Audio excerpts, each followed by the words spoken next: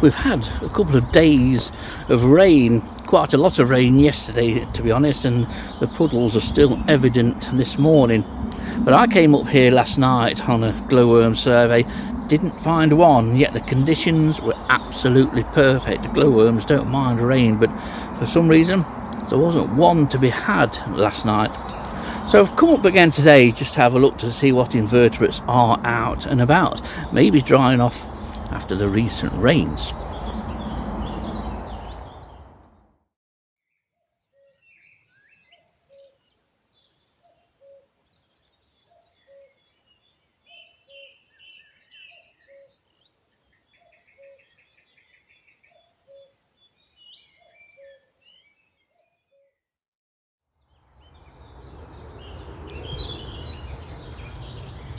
Well, it's a bit of a mixed bag today weather-wise. We've got lots of cumulus cloud.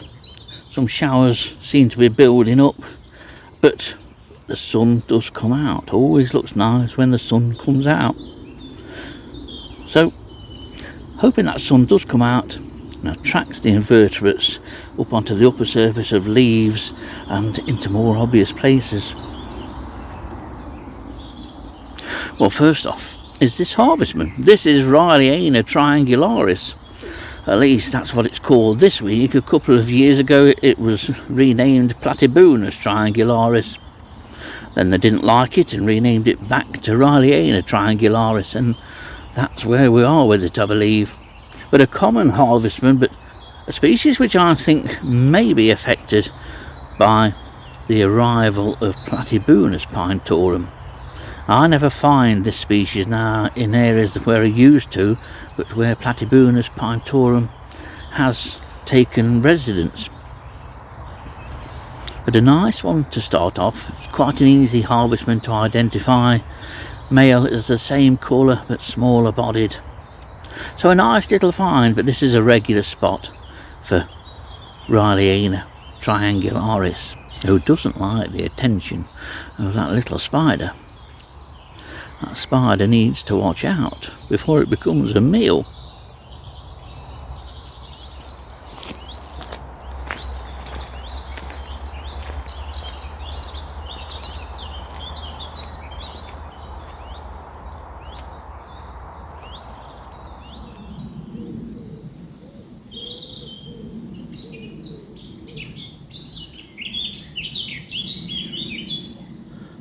And that series of warbled notes and various other sounds is the blackcap.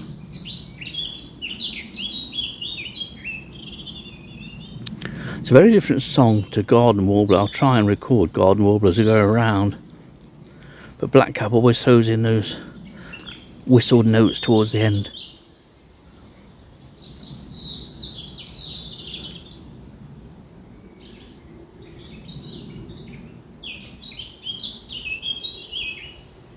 Well, it starts off with a few sort of scratchy, stuttery notes,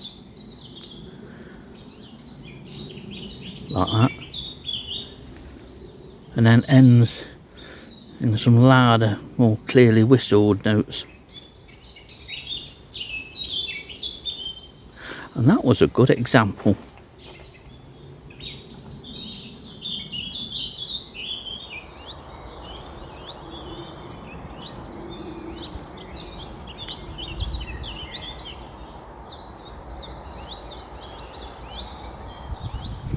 If you ever watch any of the glowworm survey videos that I do, and I've gone down through section O and then I do a piece to camera much like this, but without the daylight obviously, and I mention that I'm stood at the junction of sections O, L and K, well, that's section L, that's where I always walk along, and where I'm going to walk along today, I'm going to go along there and then through most of section L, which runs on from it.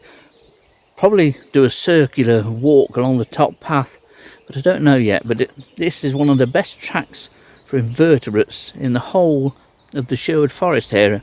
It's quite good botanically as well, because most of Sherwood is really poor botanically. So that's the way I'm going, but in daylight today.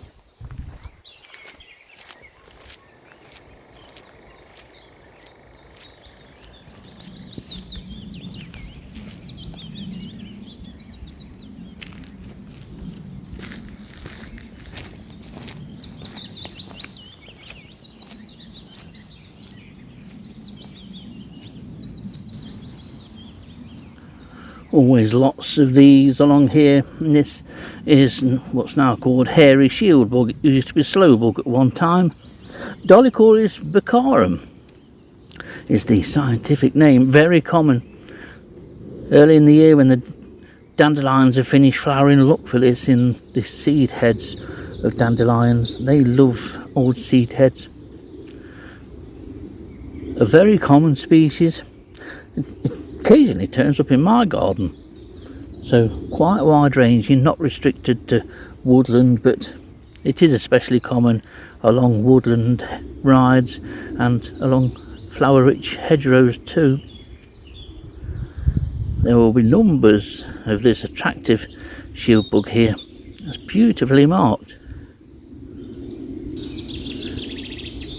Now here's one of Sherwood's commonest longhorn beetles, and if you want to find longhorn beetles you can't go far wrong than look on the leaves of hogweed. The large leaves attract these beetles to sunbathe, and they're also strongly attracted to umbelliferous flowers. But this fabulous longhorn is commonly called the golden bloom longhorn or something like that, otherwise known as, get ready for it, Agapanthia villosoviridescens, which is far better than golden bloom longhorn. It's an attractive and large beetle too, very common here in Sherwood, always found on hogweed leaves. What a species this is. I think most people have a thing for longhorns, and I certainly do.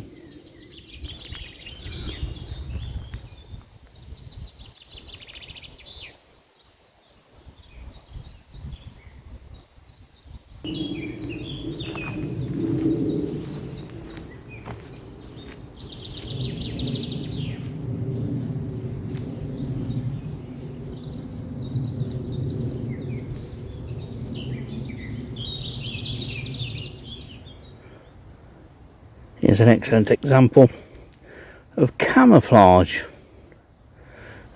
This Tetragnatha species, it's probably Montana, but it's perfectly adapted to lie along a branch or twig like this and give itself away by shuffling and changing position.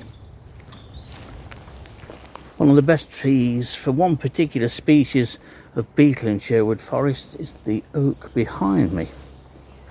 That oak, as innocuous as an ancient oak could be, is the best tree in the whole of the Sherwood Forest area for the beetle Cryptocephalus quercetti, which at the last count was Red Data Book 2, and to be honest as rare as a Red Data Book 1 in my opinion, and deserving of being Red Data Book 1.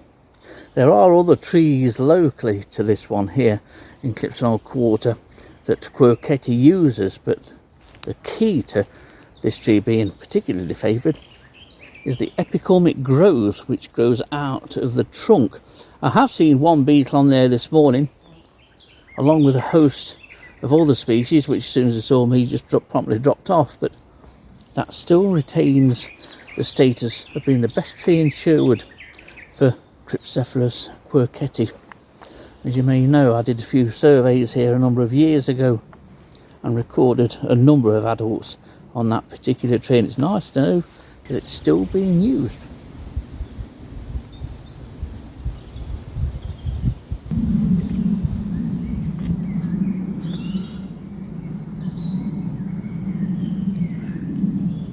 At the side of the oak tree that I've just been talking about is this old ancient, lots of cracks and slits down the trunk of this old tree, long dead of course, but the long dead oaks of Sherwood often pay host to a range of species, and in this instance honeybees. This nest has been here for a number of years.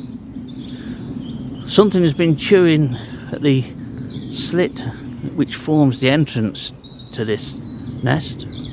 Whether the honeybees have done that, I don't know. Lots of comings and goings. There aren't so many honeybee nests in Sherwood Forest as there once was, but there's still at least half a dozen or so. And this is one. Nice to know that this one is still here.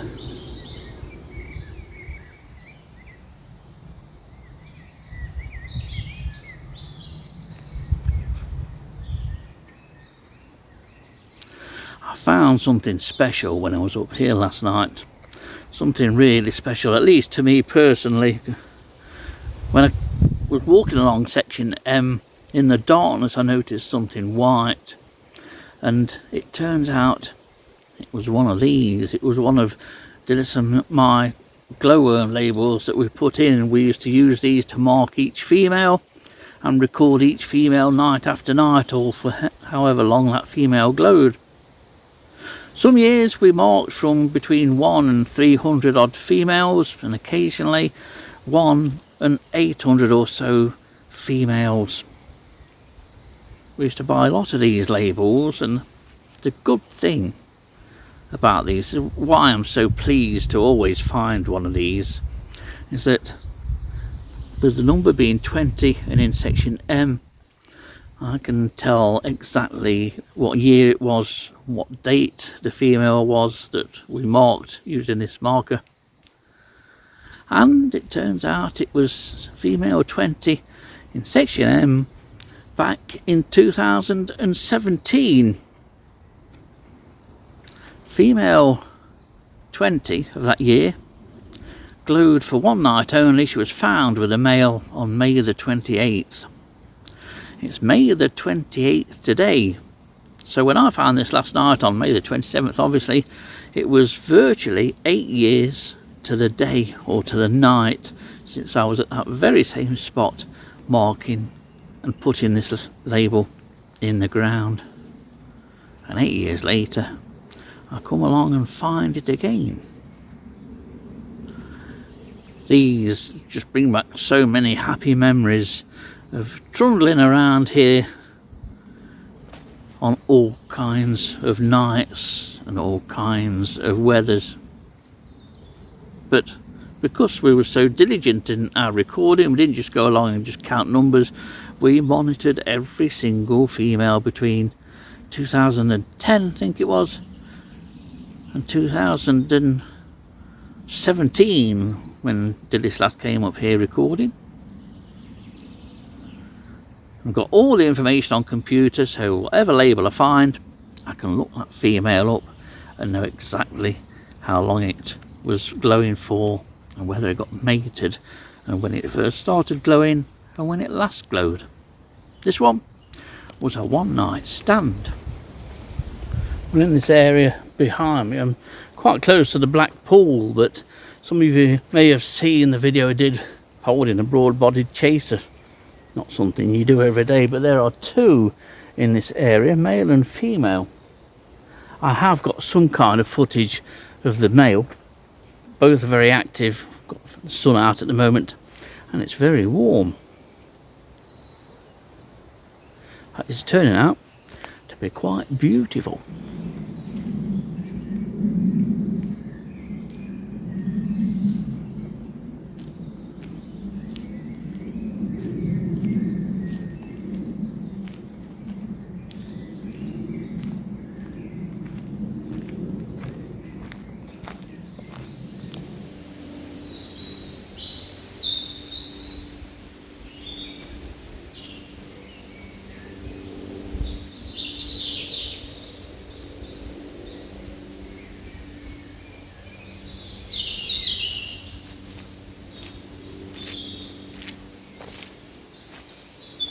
It was lovely to see that, how my favourite ride, what I've always likened to an aisle, a natural aisle, how it became lit from in the distance.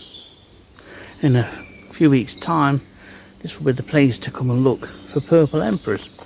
But I have been looking for the purple emperor larva that I've recorded a couple of times and been keeping an eye on over winter. I've recorded it, it was the 18th of May the last time I saw it. I couldn't find it last night.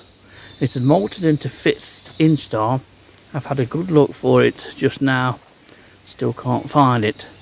It's either gone wandering to pupate, gone wandering a lot. Best idea of locating it would be to come up with a UV torch in about a week's time once it's pupated. That's a big downer. I do hope that I can relocate it, otherwise I'll just be ruining the fact that I didn't collect it with the others, take it home. Got 5 out of 7 pupa from the ones I've collected. Could have had 6 out of 8 if my maths are right, which I think they are. But I'm going to go back down that way and I will have another search, see if I can locate it.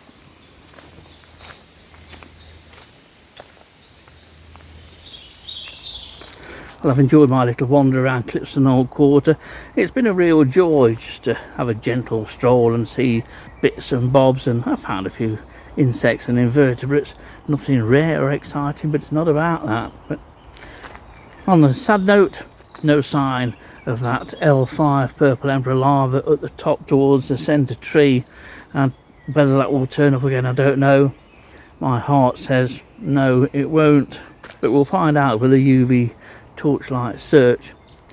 And on another sad note, you can still see where the quad bikes from a few weeks ago went through this grass strip. Some people have no respect for this area at all, even if it is designated as a triple SI. So it's time to go home for a beverage, and I can tell you it'll be about that big and it'll have a big head on it, and it's not tea.